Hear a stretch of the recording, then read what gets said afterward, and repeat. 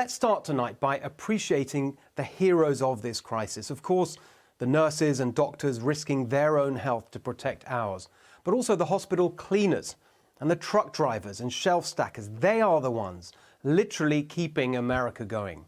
And it was another week of strong action by the president in the war against coronavirus. Just today, as we saw, announcing the extension of the slow the spread guidelines until April the 30th, putting together the biggest and quickest rescue plan for workers, families and small businesses in American history, cutting red tape and getting a 15-minute coronavirus test FDA approved, deploying FEMA and the Army Corps of Engineers to build a hospital in New York in a week, with many more to come around the country, invoking the Defense Production Act to get the ventilators our hospitals need and appointing Peter Navarro as coordinator. Americans are rallying behind this leadership, which, of course, the media hate. So we get headlines like this: stunning poll finds 60% of Americans approve of Trump's coronavirus response. It's only stunning if you see everything, even this national emergency, through the sick, distorted lens of anti-Trump mania. It was the same with the president's leadership this week on ending the total shutdown of our economy. As we put it last Sunday, flatten the curve, not the economy. Here's the president. America will again and soon be open for business, very soon, a lot sooner than 3 or 4 months that somebody was suggesting, a lot sooner. We cannot let the cure be worse than the problem itself. You'd think he'd announced a policy of mass murder. Donald Trump actually said today that if you do not go back to work by Easter, you will kill yourselves. That's what he said. That's the way Donald Trump actually sees this situation. That's the way Donald Trump sees you. Donald Trump does not believe that life is worth living if you lose money. That is so disgusting. These people are consumed by hatred of Trump. In any case, the president didn't say, go back to work by Easter. He said he wants to see the country back to work as soon as possible, and that if Easter were possible, that would be great.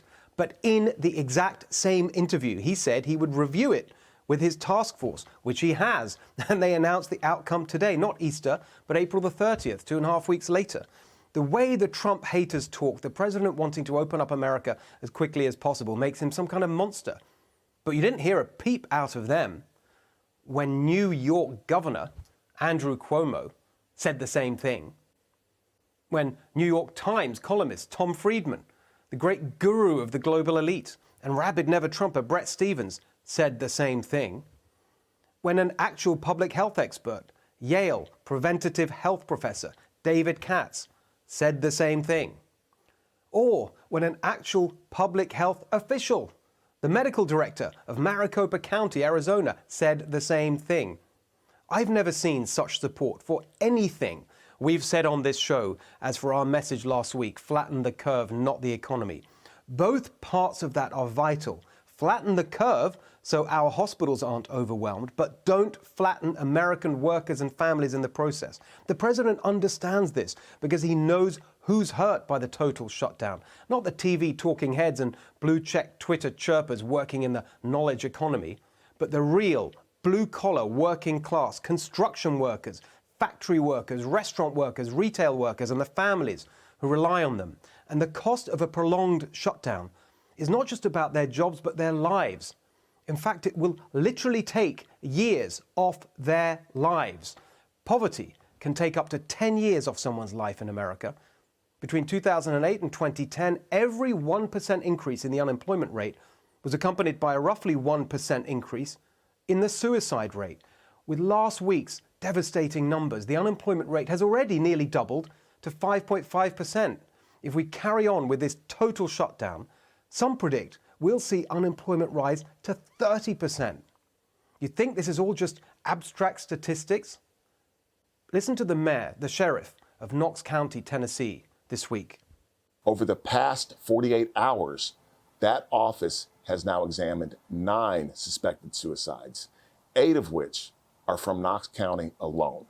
For Knox County, that's almost 10% of last year's total number in the past 2 days alone.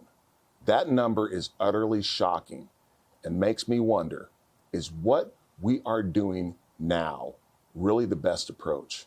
How can we respond to COVID-19 in a way that keeps our economy intact, keeps people employed, and empowers our people with the feeling of hope and optimism, not desperation and despair? It's not just the coronavirus that kills people. Poverty kills. Despair kills. If this total shutdown goes on too long, it will kill more people than coronavirus. You just won't see the numbers in a neat little box on cable news. I'm so sick of irresponsible idiots on TV pretending this is all so simple. Save every life. Well, if you really want to save every life, then take seriously the death rate from the total shutdown. Acknowledge the pain and suffering of millions of struggling Americans for whom the people on TV seem to show no understanding or empathy. Flatten the curve, not the economy. Obviously doesn't mean pretend the virus doesn't exist and lift all restrictions overnight. No one's saying ignore public health. We're saying that the virus and the shutdown both hurt public health. So we need to balance the two. And here's how. It's a simple message. Open where possible, closed where necessary. We now have a month more to slow the spread. Let's make it count. But as we do, let's push the public health officials to develop a plan that is more targeted and surgical than a total shutdown. We have the data to identify the people most at risk of needing hospital treatment. Protect them. If you're older or with a serious underlying health condition, you should stay home. Compulsory quarantine.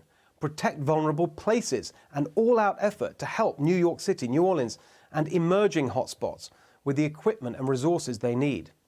But also protect the places that are relatively unaffected so they can open up. A rural Idaho county became a hotspot because of wealthy visitors fleeing places like New York and Seattle. That is not okay.